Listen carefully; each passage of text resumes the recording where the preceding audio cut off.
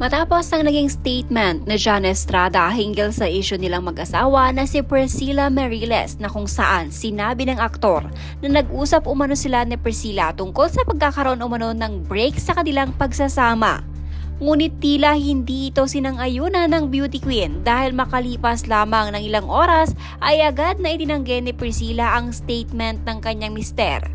Ayon kay Priscilla, wala umano silang anumang mutual agreement na pinag-usapan ng kanyang asawa.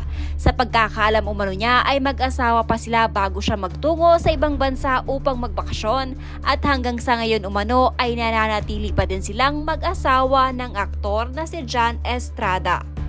Dagdag pa ni Priscilla, hindi pa ngayon ang tamang panahon upang pag-usapan ang buong detalye. Hindi rin daw mababago nito ang kahihinatnan ng isyu nilang mag-asawa.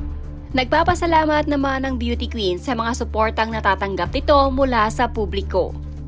I am deeply shocked and disheartened by Mr. Estrada's recent public statement.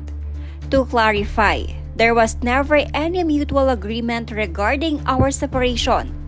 We were married when I left the Philippines, and we remain married as of this time. While there is indeed more to this story, it is not the appropriate time to delve into those details. Regardless of what those may be, however, it won't change the course of fate. I appreciate your constant support, kindness, and love during this difficult time. I trust that, in due course, all will be resolved appropriately. Thank you for your understanding.